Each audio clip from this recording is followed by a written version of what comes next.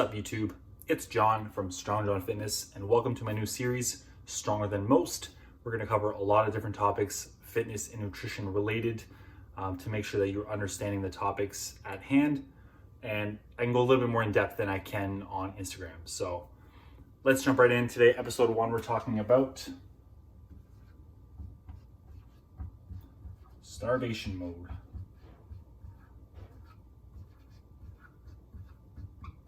All right, starvation mode. Does it exist? I ran a poll on my Instagram last week. It was conflicted. So a lot of people still believe that starvation mode exists.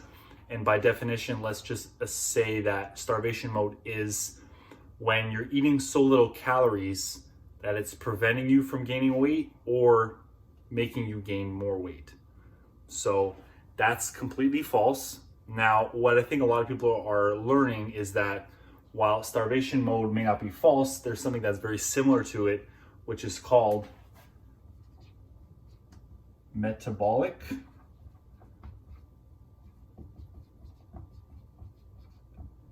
adaptation. Adaptation, did I spell that right? Metabolic adaptation. God. Metabolic adaptation. So what metabolic adaptation is, let's say, I'll give you a scenario. Let's say you have a 250 pound male who wants to lose 50 pounds total, let's say this year in 2020. Lose 50 pounds. Now we've calculated his basal metabolic rate. Let's say he's not overly active. Let's say he has a desk job. He works out 3 times a week, just average, nothing crazy.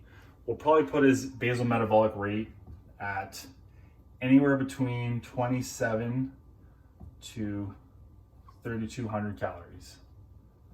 That's where I'd start him off at, just to get a baseline as to how his body's reacting to tracking the calories themselves.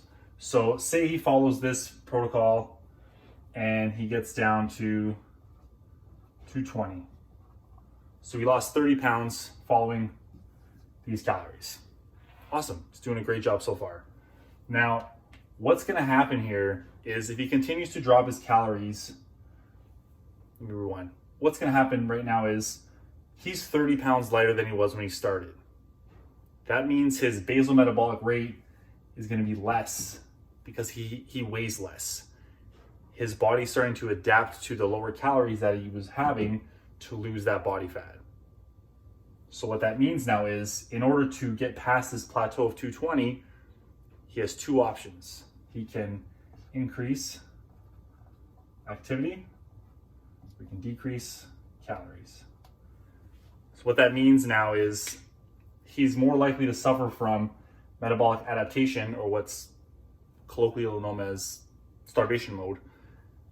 If he keeps dropping his calories, his body has to adapt to the new calories at the new lower body weight. So let's say he gets down to 200. He lost all that weight. He lost 50 pounds. He got to his goal. But now he's only eating 2,000 calories a day. That becomes his new basal metabolic rate to maintain 200 pounds. Whereas before, he was up at 3,200 because he weighed 50 pounds heavier. Let's say nothing else really changed. So now at 200 pounds, at 2,000 calories, that's his new basal metabolic rate. That means his metabolism has adapted over time from losing all that body fat and weighing less now.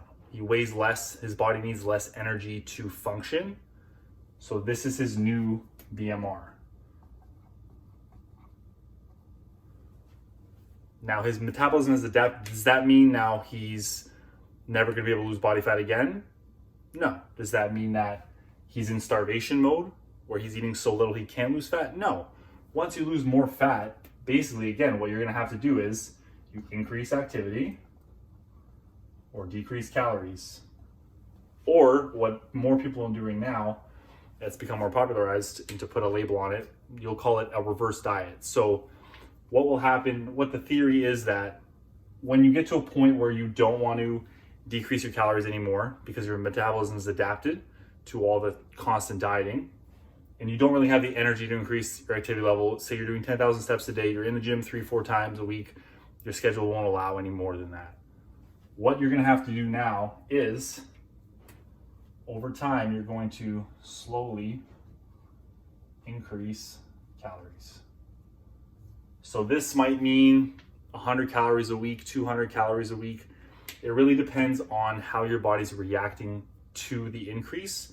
Obviously, you want to bring your metabolism back up so you can eat more food and comfortably maintain the same weight, but you don't want to put on any body fat back on, or as little as possible. So say he wants to get back, say he wants to weigh 200 pounds still. 200 pounds is the goal. But he wants to eat 25 to 2,700. And that can be done without gaining any body fat. That can be done. It's going to take a really slow process. So what that means now, week after week, instead of doing 2,000 calories a day, next week you go 2,100. See where his body is. Try 2,200. See where his body is. So you can take the slow approach, 100 calories a week. What some people will do, and it really depends on the individual and how comfortable they are, is they'll jump back up to maintenance. So they'll add maybe 500 calories, because if this is your new BMR, they'll add more calories right away and just see what the body does from there. So depending on how lean you are, how little you're actually eating, this approach might work better for you. What I like to do with most people is just slowly ramp their calories back up. Yes, it takes a little bit more time, but you still have more control over your food, and you're less likely to put on body fat, because most of the people I work with, we're not contest prepping. So that's one thing to make clear. We're not getting stupid shredded, where you would benefit from a better jump. If you got stupid lean, sub 8% or whatever it is, you would benefit more from, I think, a bigger jump, just because you've been in a deficit for so long that you need that fuel, you need that energy to feel better, feel normal, have the body functioning normal again. So I don't want to make this video super long, but there is really no starvation mode. If you're eating that little, you're going to be losing body fat. If you think your metabolism is adapted that much, you can take a diet break, which I'll get into another video. You can slowly ramp up your calories to see how your body reacts. I know it's a very scary thing. When you're ramping up your calories, I'm gonna rate this. Calorie increase. Some things to remember. Your protein should be the same, should be relatively high. It should be there the whole time while you're dieting, roughly. And then I would slowly increase carbs. Just because that's the preferred energy source for the majority of people, for the human body, whether we like to admit that or not. So I would slowly increase carbs. So again, say we go back to this individual, he's at 200 pounds, eating 2,000 calories a day. He wants to maybe lose a little bit more weight, but he doesn't want to diet anymore. We slowly increase his calories, say 100 calories a week. That's 20 grams of carbs, 25 grams of carbs, give or take. I mean, there's always gonna be trace amounts of everything, but say 25 grams of carbs every week. That's really not a lot. That's one banana. Higher than last week, right? So week 1 would be 20, let's say he's at 2,000 calories. So week 1 would be 2,100, week 2 would be 2,200, week 3 would be 2,300, and so on and so forth, just to see how his body is adjusting to the increase in calories. And more times than not, the body adapts pretty well. You can ramp your metabolism back up and have it running so that your new BMR, eventually what we'd love to get him to get is, we'd love to see him eating this much and maintaining this weight. We'd want to have you eating more and maintaining the same weight is a wonderful thing. That way, if he ever wanted to diet again, he doesn't have to cut less than 2,000 calories, because his BMR is back up almost to where it was when he was 50 pounds heavier. Hopefully that makes sense. So just to reiterate, there is no starvation mode in the traditional sense where you're eating so little that you're gaining weight, or you're eating so little that you can't lose weight. The easiest example and the most extreme example is concentration camps. People have used this example over and over again. Those people were starved. They were skin and bones. They didn't put on weight. They starved. So just as an extreme example, That's what starvation mode is. What we're looking for is more metabolic adaptation, where you diet for so long, your body gets used to the new calories, the new low calories, and it takes less energy for your body to function. So your basal metabolic rate is lower.